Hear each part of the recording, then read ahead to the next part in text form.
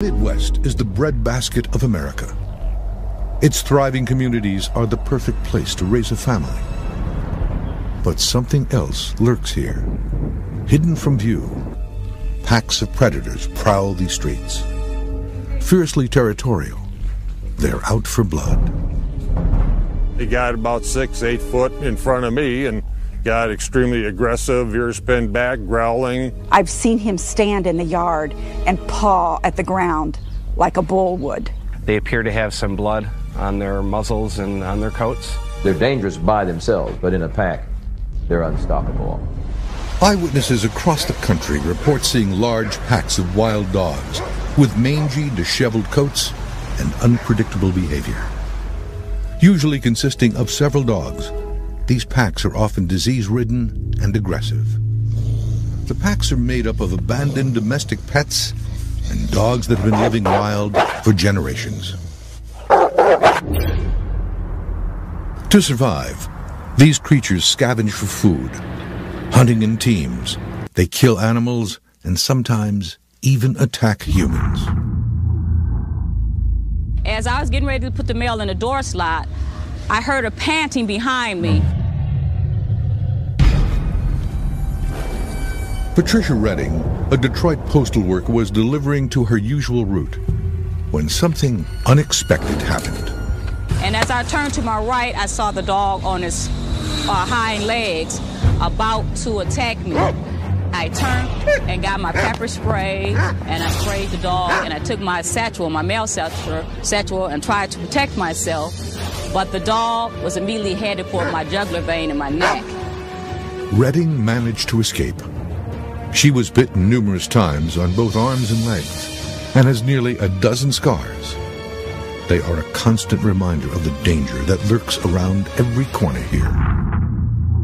It's very hard when you've been through what I've been through, and I don't think I could really deal with the dog on a one-on-one basis. The city of Detroit has been under siege from these packs.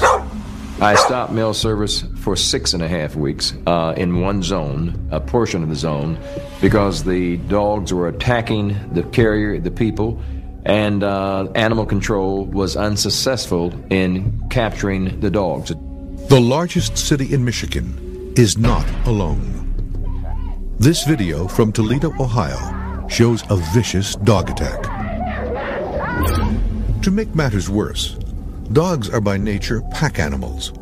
When left in the wild, they will likely join up with other wild dogs in order to survive. These packs are known as feral dogs. The term feral refers to an animal that was once domesticated, but has returned to the wild and survives on its own. But there are some who contradict the idea that dogs gone feral are a threat to man. I would hesitate to call ferals in these big cities yet because they really haven't demonstrated successful reproduction over and over. Peggy Callahan is the executive director of the Wildlife Science Center in Forest Lake, Minnesota.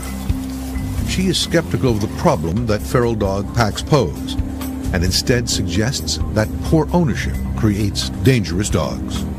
Some of these packs of dogs are actually owned. I mean, we know there are cases where the dog digs out, the dog runs, and that pack of dogs belongs to someone now, albeit, irresponsibly, and attacks and kills. It is not a breed-specific issue. It is a human behavior-specific issue. We're missing the point. We're not getting at the root of the problem. We need to be making it not an economically beneficial thing to have these dogs bred for aggression or trained for aggression.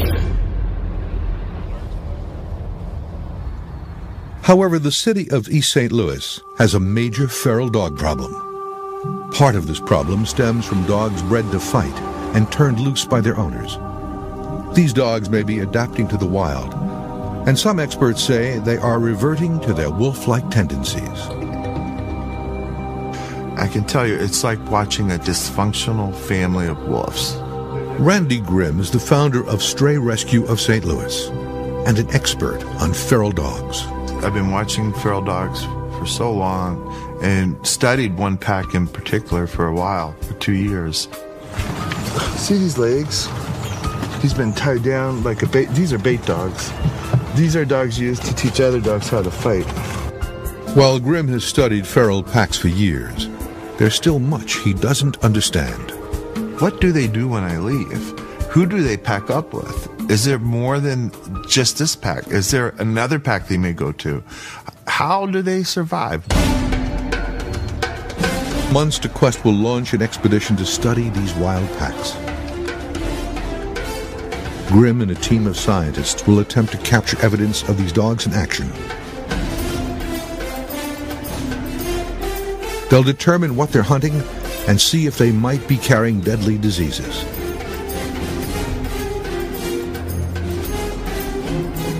DNA testing will determine whether there are genetic ties to more aggressive breeds. I think this will be rather unique, actually, because I don't think anyone has seen the secret lives of these feral dogs. The rig that we devised is what we call a store-on-board system, meaning the video that we collect will be stored actually on the collar. Joshua Millspaugh helped design the Munster Quest collar camera. It is equipped with 2 tracking devices and a timed release mechanism that will allow the team to recover the video footage. We'll put this transmitter on the collar, and when the collar drops off, it has a specific frequency. And so we can use a receiver to home in on where that collar is by homing in on this transmitter. Another thing we have is a GPS, global positioning system, and what this will do is it will give us a position or a fix of where that animal was throughout the time that we're collecting videos. Dr. Ed Mignecco, a veterinarian who has worked with feral dogs, will join the expedition team. When a feral dog comes in, we see almost any infectious transmittable disease possible. We see